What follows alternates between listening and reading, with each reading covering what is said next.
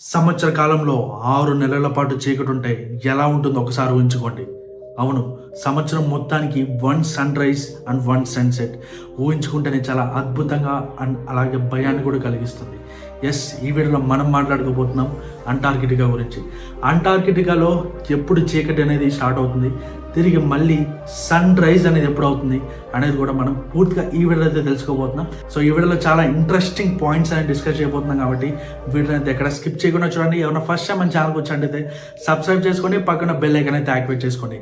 ఇంకేమాత్రం late చేయకుండా let's begin our Factify show. Yes, మనం మాట్లాడుకున్నట్టుగా మన ప్రపంచంలో ఉన్న చాలా అద్భుతాల్లో ఇది కూడా ఒకటి అనమాట. మన నార్త్ పోల్ అండ్ సౌత్ పోల్లో చూసుకుంటే చాలా చోట్ల మనకి 6 months వరకు చీకటి ఉంటుంది, 6 months వరకు వెలుతురు ఉంటుంది అనమాట. సో ఇప్పుడు మనం మాట్లాడుకోబోతున్నాం సౌత్ పోల్. సౌత్ పోల్లో ఏముందని ఆలోచిస్తున్నారా? సో మన అందరం కూడా చిన్నప్పుడు సోషల్లో చదివే ఉంటాం. మనకి టోటల్గా 7 కాంటినెంట్స్ ఉంటాయి, అందులో ఒకటి అంటార్కిటికా అనమాట. సో మనుషులు ఎవరు ఎక్స్ప్లోర్ పాడు చేయని ప్రదేశం ఏదైనా ఉందంటే అంటార్కిటికా మాత్రమే. సో అక్కడ చాలా అద్భుతాలు అయితే ఉంటాయి. మనం ఇప్పుడు మాట్లాడుకోబోయే అద్భుతం చాలా రేర్గా ఉంటుంది మన ప్రపంచం మొత్తానికి. సో అదే సన్ రైజ్ అండ్ సన్సెట్ అనమాట. సో మనకి ఇయర్లీ అంటార్కిటికాలో 1 సన్సెట్ అండ్ 1 సన్ రైజ్ అయితే ఉంటుంది. సో ఎప్పుడు పూర్తిగా మన అంటార్కిటికా కాంటినెంట్ చీకటిలోకి వెళ్ళిపోతుందో చూద్దాం. ఎగ్జాక్ట్గా మనకి March 2022 వరకు ఈ మధ్యకాలంలో ఎప్పుడైనా చీకటిలోకి వెళ్ళిపోతుంది అనమాట. సో మనకి అంటార్కిటికాలో చీకటి ఎప్పుడు స్టార్ట్ అవుతుంది అంటే సూర్యాస్తమయం ఎప్పుడు స్టార్ట్ అవుతుందంటే March 20 నుంచి 22 లోపు ఈ మధ్యలో ఎప్పుడైనా సూర్యాస్తమయం అవ్వచ్చు. ఒక్కసారి కనుక మనకి సూర్యాస్తమయం అవుతే తిరిగి 6 months తర్వాత సూర్యోదయం అవుతుంది. సో చాలా ఇంట్రెస్టింగ్ ఉంటుంది. సో మనకి యాక్చువల్గా March 22 మధ్యలో ఏదైతే అవుతుందో పూర్తిగా మనకి అంటార్కిటికా కాంటినెంట్ అనేది చీకటిలోకి వెళ్ళదు. సో మెల్లమెల్లగా చీకటి అవుతూ వస్తుంది, అంటే లైటింగ్ కొంచెం కొంచెంగా తగ్గుతూ వస్తుంది. అండ్ పూర్తిగా మనకి సూర్యాస్తమయం ఎప్పుడు అవుతుందంటే May 11th to August 11th అనమాట. సో ఈ మధ్యకాలం ఏదైతే ఉందో అంటే టోటల్ 6 monthsలో ఈ 4 months 24/7 మనకి చీకట్లోనే ఉంటుంది అనమాట. ఎటువంటి లైటింగ్ కూడా అక్కడ పడదు. సో ఇది చాలా చాలా భయాన్ని ఆశ్చర్యాన్ని కలిగించే విషయం అనమాట. సో సంవత్సరంలో 6 నెలల పాటు చీకట్లో ఉంటే అక్కడ మనుషులు ఎలా జీవించుంటారు, జీవరాశులు ఎలా బతికుంటాయి అనే దాని గురించి కూడా మాట్లాడుకుందాం. సో మనుషుల విషయానికి వస్తే అక్కడ 6 months వరకు చీకటి ఉంటుంది కాబట్టి మనుషులు బతకలేరు. సో మనకి జస్ట్ సైంటిస్ట్ రీసెర్చ్ పర్పస్ కోసం వెళ్ళే వాళ్ళు కూడా సమ్మర్లోనే వెళ్తారనమాట. అంటే సమ్మర్ కాలం అక్కడ మనకి ఏదైతే ఈ చీకటి కాలం 6 నెలలు ఉంటుందో ఈ 6 నెలలు ముగిసిన తర్వాత సన్ రైజ్ ఎప్పుడైతే స్టార్ట్ అవుతుందో సన్సెట్ అవడానికి మళ్ళీ 6 months టైం అయితే పడుతుంది. సో ఆ 6 months గ్యాప్లో మనకి ఏమైనా రీసెర్చ్ చేయాలనుకుంటే సో ఆ టైంలో అయితే చేసుకుంటారు. బట్ ఇంకా మిగతా కాలంలో చూసుకున్నట్టయితే మేబీ అక్కడ సైంటిస్టులు కూడా ఎవరు స్టే చేయరు. అండ్ ఇంకా జంతువుల విషయానికి వస్తే జంతువులు ఎలా అలవాటు పడతాయంటే ప్రకృతిలో మార్పుల్ని అలానే తీసుకుంటాయన్నమాట. సో ఎందుకంటే అది పుట్టింది పెరిగింది మొత్తం అంటార్కిటికానే కాబట్టి మనకి అక్కడ ఉన్న వాతావరణానికి ఆ జంతువులు అనేవి అలవాటు పడిపోయి ఉంటాయి. సో మనకి ఎక్కువగా ఏవి నివసిస్తాయంటే పెంగ్విన్స్ అనేది ఎక్కువ నివసిస్తాయి అనమాట. సో పెంగ్విన్ స్టోరీ కూడా మీరు రీసెంట్ టైమ్స్లో చాలా బాగా వినే ఉంటారు, చాలా ట్రెండ్ అయింది. సో ఆ వీడియోలు అయితే చేయలేకపోయినాం. సో ఇప్పుడు ఇక్కడ చూసుకున్నట్టయితే అవి మొత్తాన్ని అంటార్కిటికాలో ఉన్న వెదర్కి అలవాటు పడి ఉంటాయి కాబట్టి అవన్నీ అక్కడ ఈజీగా సర్వైవ్ అయితే కాబోతున్నాయి. అండ్ మనుషులకైతే అది ఇంపాసిబుల్ అని చెప్పుకోవచ్చు. చాలా మంది టూరిస్టులు కూడా అక్కడ ఎక్స్ప్లోర్ చేయడానికి సమ్మర్ సీజన్ అయితే వెళ్తారు. సో అది కంఫర్ట్ అయిన వెదర్ మన హ్యూమన్ బాడీ సర్వైవ్ అయితే అవ్వగలదు. సో ఇదనమాట. సో మనకి ఎగ్జాక్ట్గా May 11 నుంచి August 11 వరకు అయితే ఎగ్జాక్ట్గా 4 months మనకి 24/7 చీకటి అయితే ఉంటుంది.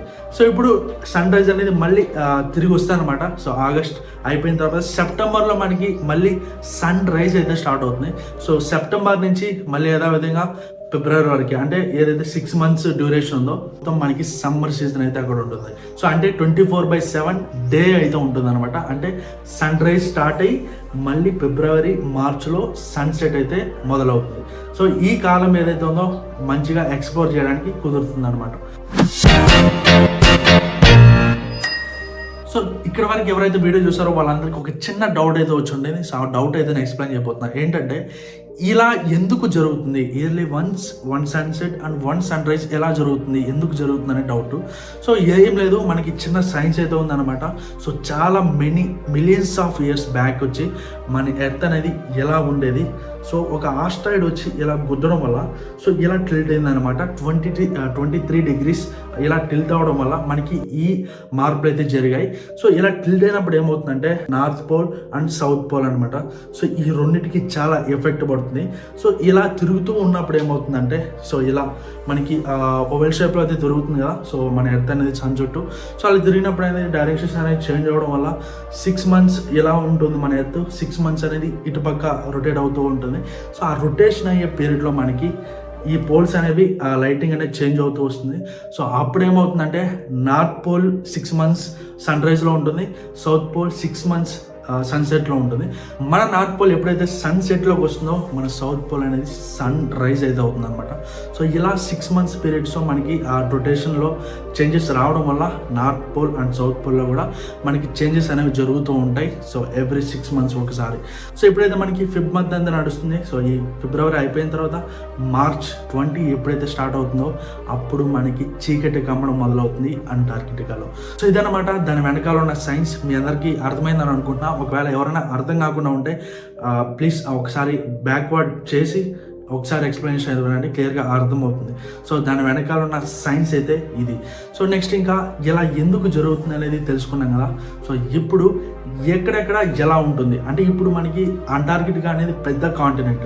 సో అక్కడ ప్రతి చోట ఎలానే ఉంటుందా లేకపోతే వేరే చేంజెస్ ఉంటాయంటే సో ప్రతి ఒక్క చోట ఒక్కొక్క చేంజెస్ అయితే ఉంటాయి అనమాట. సో ఇప్పుడు మనకు ఇండియా మ్యాప్ని చూసుకుంటే మనకు ఒక అవుట్లైన్ అయితే ఉంటుంది.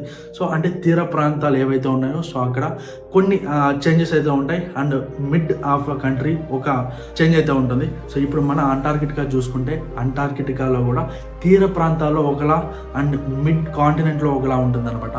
సో మిడ్ కాంటినెంట్లో మాత్రం మనకి చీకటి మాత్రం 4 months కొనసాగుతుంది. అండ్ తీర ప్రాంతాల్లో చూసుకుంటే మనకి సన్ రైజ్ సన్సెట్ అనేది ఆ లైటింగ్ అనేది తగులుతూ ఉంటుంది. సన్ కనిపించకపోయినా ఆ మిడ్ నైట్ ఏదైతే ఉంటుందో మిడ్ నైట్లో మనకి ఆ సన్ లైటింగ్ ఎఫెక్ట్ ఏదైతే ఉందో కొంచెం పడుతుంది. అంటే మన విషయంలో మన భాషలో మనం మాట్లాడుకోవాలంటే మనకి మార్నింగ్ అండ్ ఈవినింగ్ లైటింగ్ ఎలా అయితే ఉంటుందో సో స్కైలో అలాంటి చేంజెస్ అనేవి అక్కడ కనపడతాయని చెప్పుకోవచ్చు. సో ఇదన్నమాట మనకి మోస్ట్లీ ఆ తీర ప్రాంతాల్లో జరిగే వాతావరణ మార్పులు. సో ఇంకా ఈ ఏదైతే మనకి ఎర్త్ ఎలా ఉండే ఎర్త్ ఎలా టిల్ట్ అయిపోయిందో 23 degrees. సో దీని గురించి సపరేట్ వీడియోలు అయితే మనం మాట్లాడుకుందాం. సో ఒకవేళ మీలో ఎవరైనా అది తెలుసుకోవాలని ఇంట్రెస్ట్గా ఉంటే ఖచ్చితంగా కామెంట్ సెక్షన్లో కామెంట్ చేయండి. సో చాలా ఉన్నాయి యూట్యూబ్లో, బట్ మీకు అర్థమయ్యే విధంగా మేమైతే డిజైన్ చేసి మీకు చూపిస్తాం, యానిమేషన్స్ అండ్ పిక్స్ అండ్ అలాగే ఎక్స్ప్లెనేషన్ కూడా అండ్ సబ్స్క్రైబర్ ఫ్రెండ్లీగా మేమైతే మీకు ఎక్స్ప్లెయిన్ చేయబోతున్నాం. సో ఈ ఫ్యాక్టిఫై సిరీస్లో ఇలాంటివి చాలా ఉన్నాయి. మనం ఇంకా కొత్త విషయాలని మీకు తెలియజేస్తూ ఉంటాం. ప్రతిరోజు ఒక కాన్సెప్ట్ అనుకుంటూ ఉన్నాం మీ ముందుకు తీసుకురావాలని. సో అది మీ సపోర్ట్ వల్లనే చేసే అవకాశం అయితే కలుగుతుంది. కాబట్టి ఈ వీడియో మీద ఖచ్చితంగా మీరు మీ సపోర్ట్ని లైక్ ద్వారా అయితే చూపండి. ఎవరైనా కొత్త వాళ్ళు మన ఛానల్కి వచ్చినట్టయితే సబ్స్క్రైబ్ చేసుకొని పక్కన బెల్ ఐకాన్ అయితే యాక్టివేట్ చేసుకోండి. సో ఇంకా నెక్స్ట్ వీడియోలో కొత్త కాన్సెప్ట్తో కొత్త వీడియోతో మీ ముందుకు వస్తాను. And this is Suman signing out from the video.